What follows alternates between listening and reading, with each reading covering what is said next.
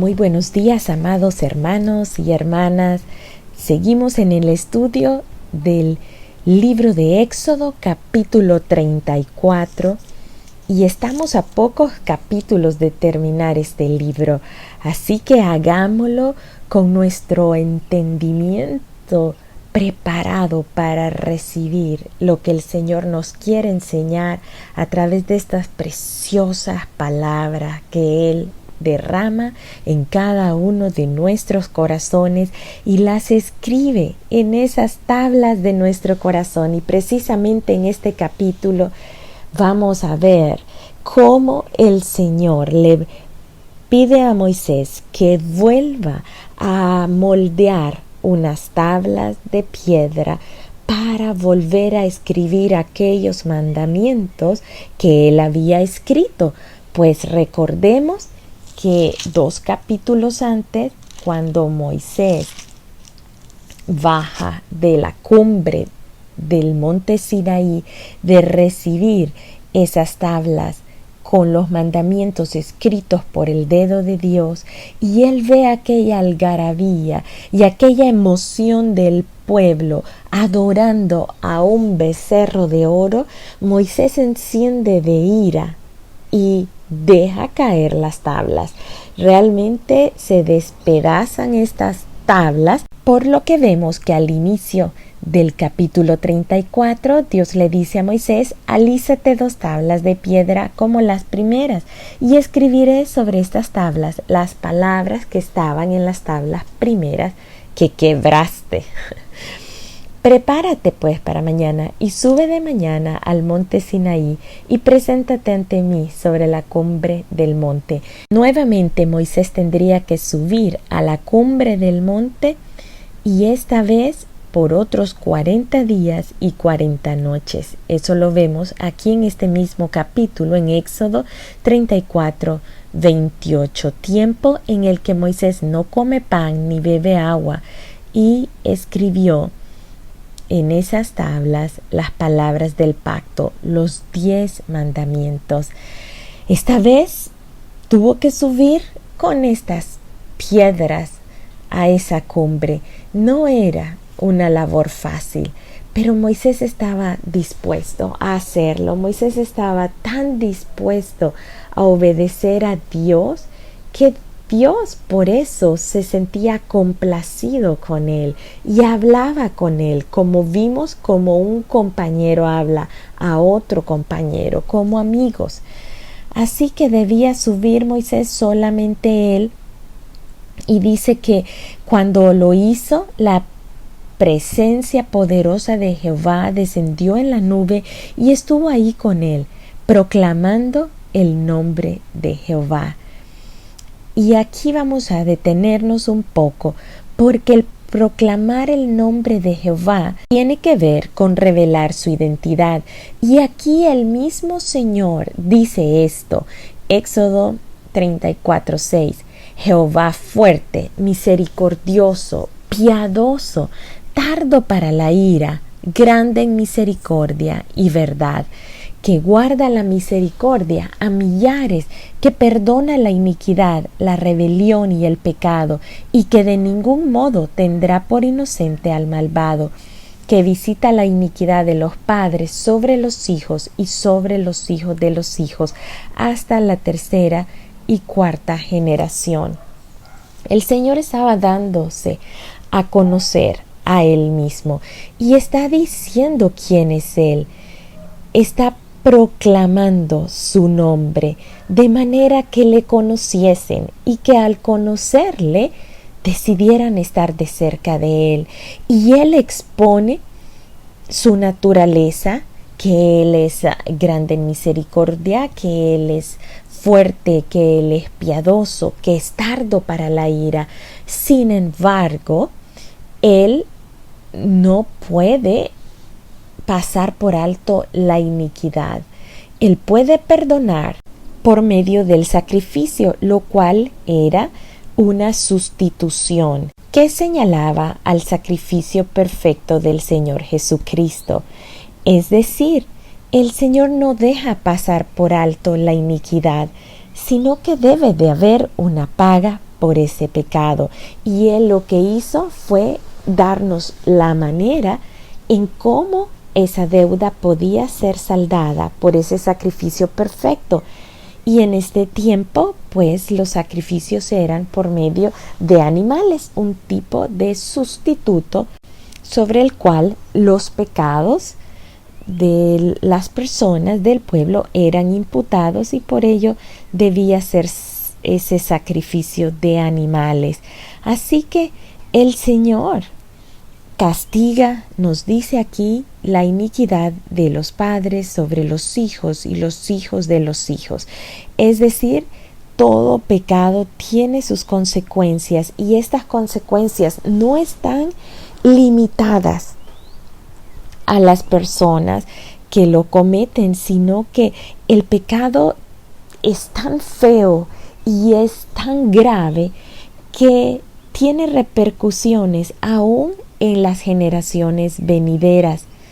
Pero tenemos en el Señor, por medio del sacrificio de Jesús y de su gracia, tenemos la oportunidad de quebrantar toda consecuencia del pecado sobre las siguientes generaciones, reconociendo que cuando estamos en Cristo somos nuevas criaturas, que las cosas viejas pasaron y que cosas nuevas son hechas, que hay una regeneración, que ya no hay una herencia de maldición.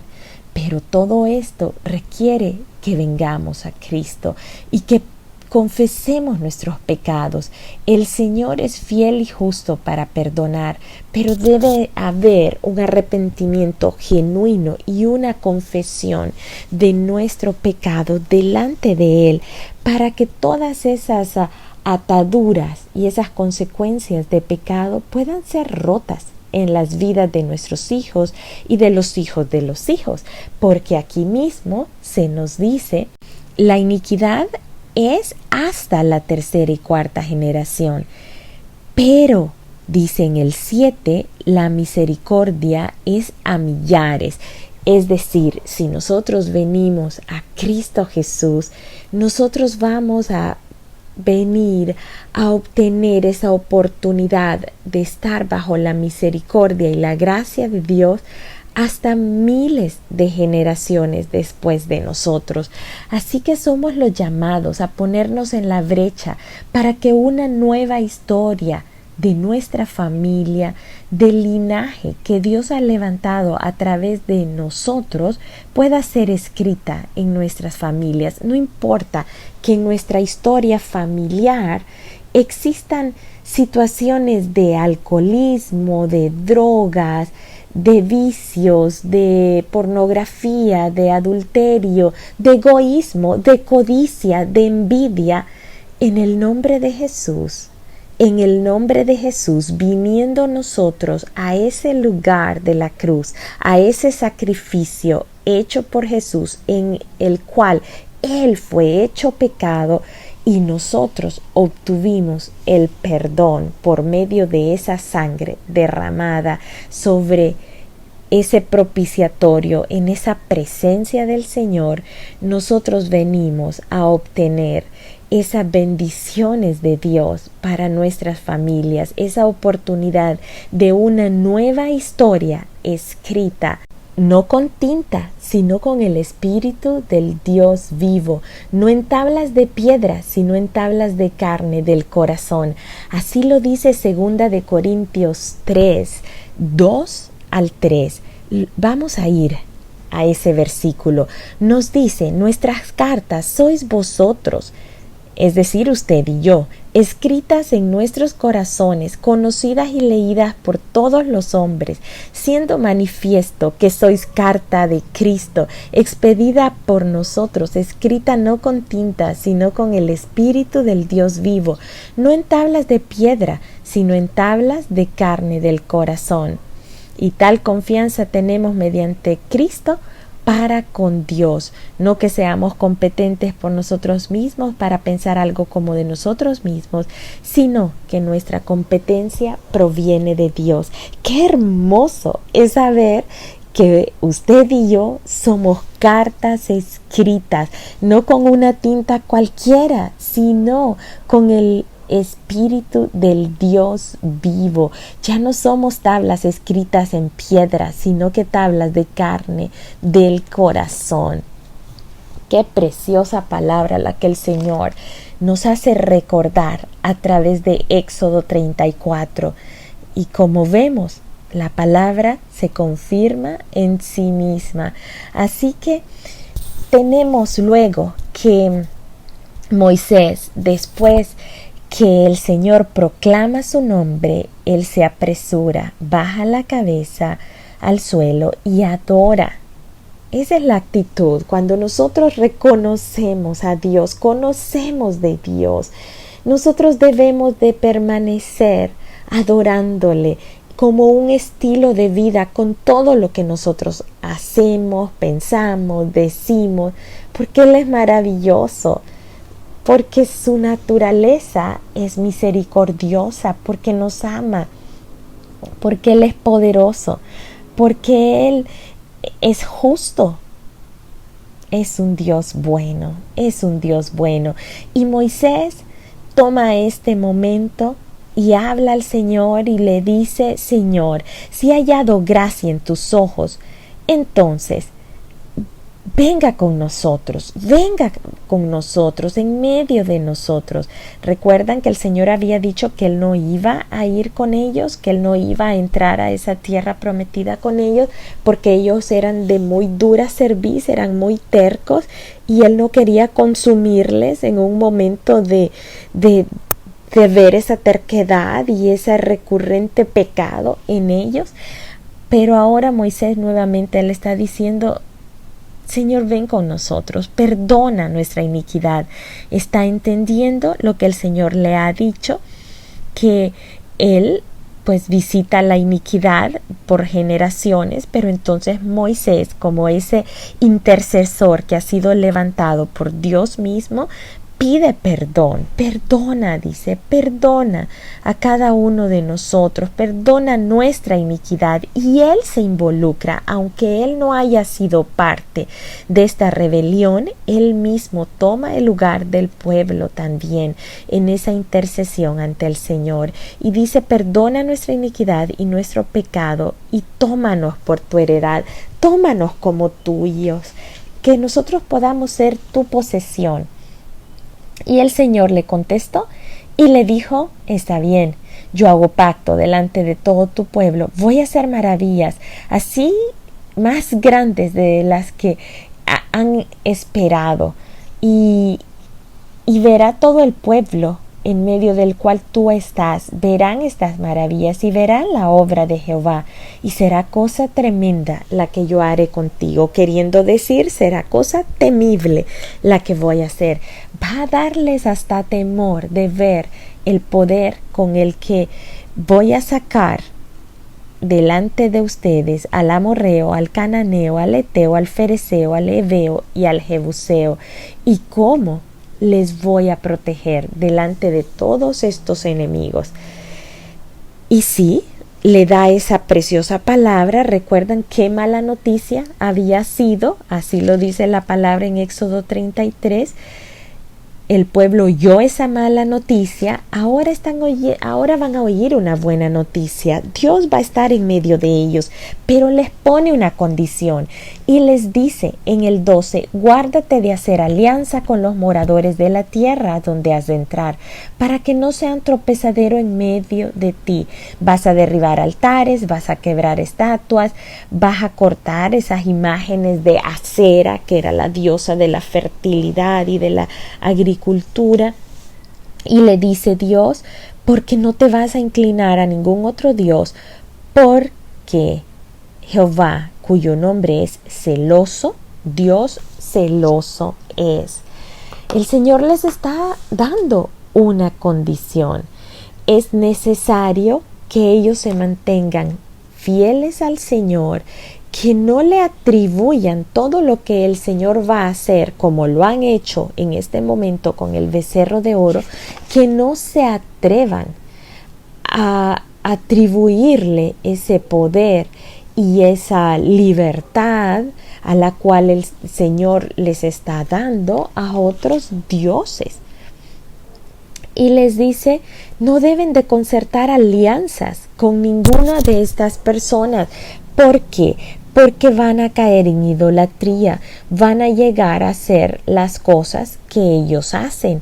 Entonces ustedes deben mantenerse firmes sin concertar alianzas, sino más bien destruir y expulsar a estas personas de esta tierra para que no haya manera que se vean mezclados con ellos.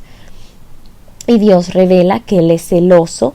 Esto no quiere decir que va a tener comportamientos irregulares o que va a venir a tener esos exabruptos de enojo producto de esos celos malsanos. No, en este momento el que Él es celoso, lo que quiere decir es que Él les ama de tal manera que desea protegerles.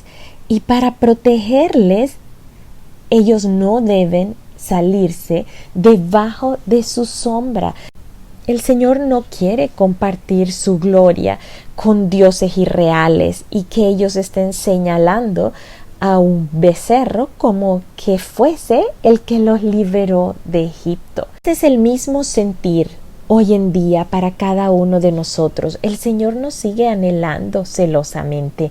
Dice Santiago 4:4, oh almas adúlteras, ¿no sabéis que la amistad del mundo es enemistad contra Dios? Cualquiera pues que quiera ser amigo del mundo se constituye enemigo de Dios.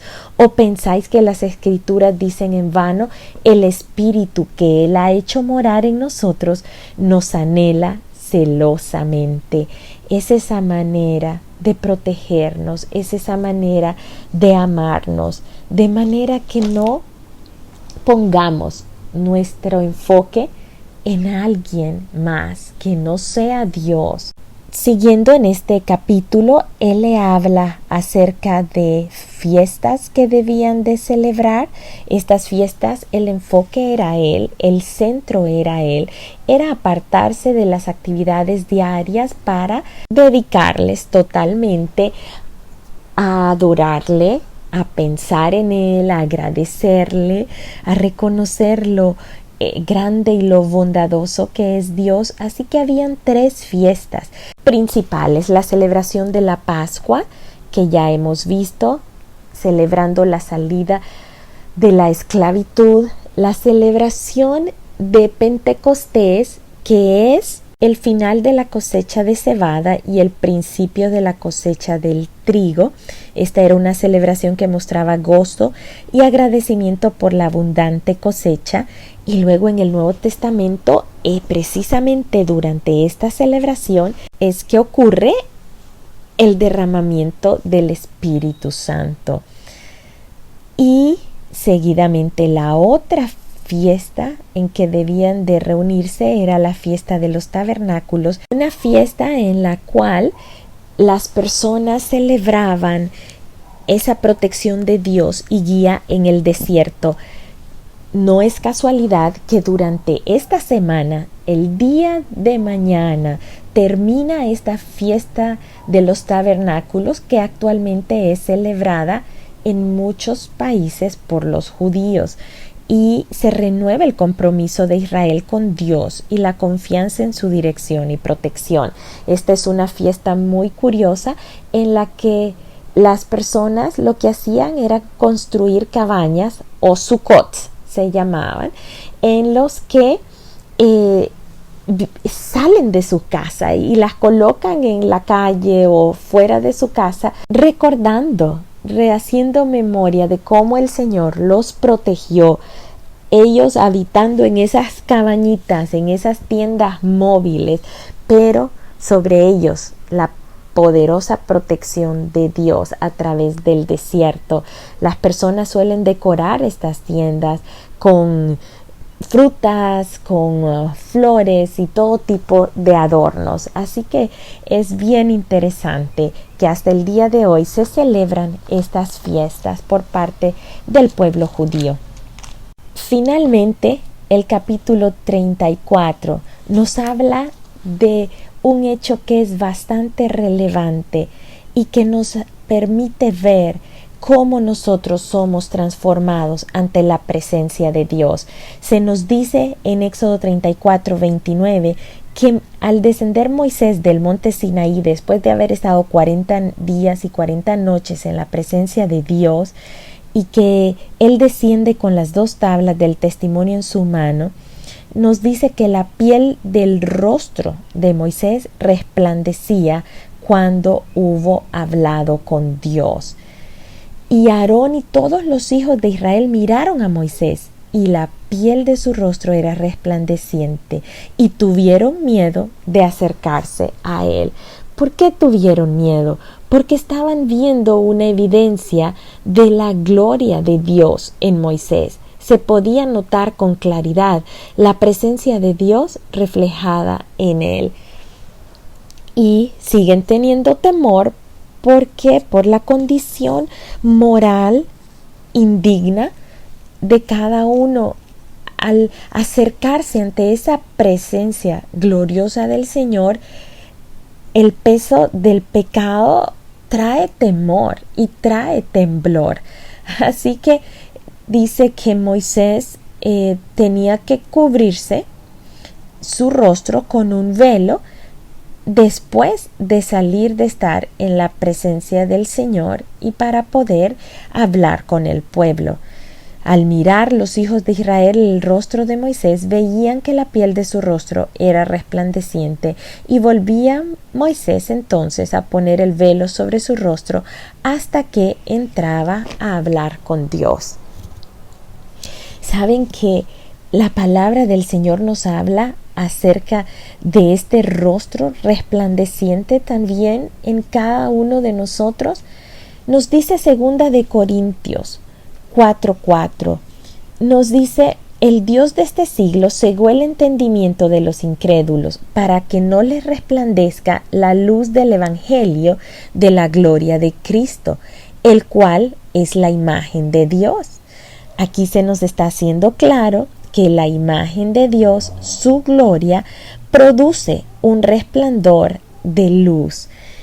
Y nos dice el 6: porque Dios, que mandó que de las tinieblas resplandeciese la luz, es el que resplandeció en nuestros corazones para iluminación del conocimiento de la gloria de Dios en la faz de Jesucristo.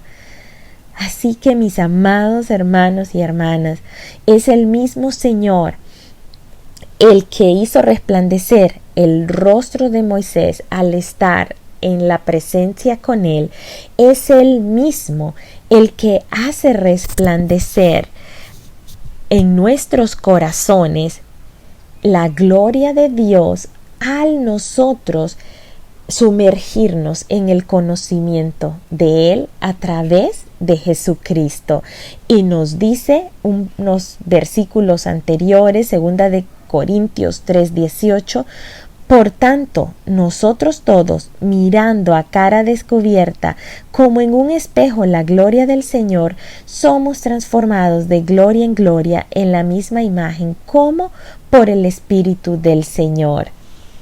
Así que al nosotros estar en esa presencia del Señor, al nosotros pasar a solas con Dios, al entrar a ese aposento y cerrar la puerta y poder tener ese tiempo de intimidad con Él, sucede que nosotros seremos iluminados por medio del conocimiento de su gloria, y no solo seremos iluminados por esa luz, sino que seremos transformados a través de ese conocimiento de su gloria, y seremos transformados como pues de gloria en esa misma imagen.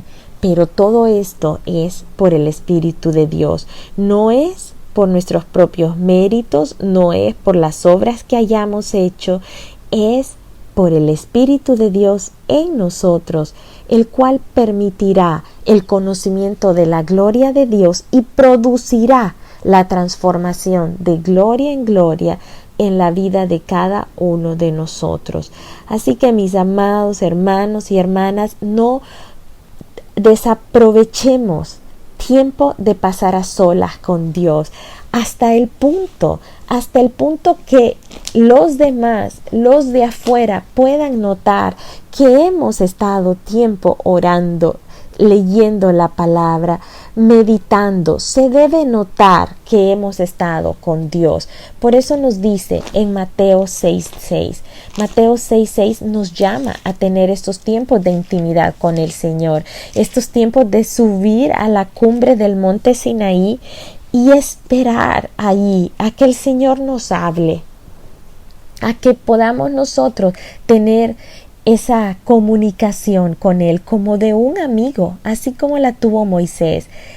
Mateo 6:6 dice: mas tú cuando ores, entra en tu aposento y cerrada la puerta, ora a tu Padre que está en secreto, y tu Padre que está en lo secreto te recompensará en público. Es decir, se notará en público, pero no por algo que nosotros forcemos. Es simple y sencillamente el peso de la gloria de Dios en nuestras vidas, que se notará porque hemos de ir siendo transformados de acuerdo a este resplandor del conocimiento de su gloria en nuestros corazones, y esto hará retroceder esas tinieblas que prevalecían en nuestros corazones.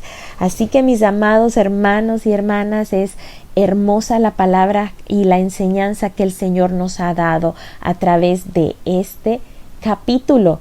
Y sigamos adelante, ya estamos por terminar el libro de Éxodo. Los amo muchísimo y seguimos en este estudio en el cual la palabra del Señor ha de abundar en nosotros, de manera que de nuestra boca pueda salir palabra de Dios y podamos venir a ser esos ríos de agua viva que vienen a calmar la sed de una humanidad sedienta por el conocimiento de Dios. Que Dios les bendiga y les guarde.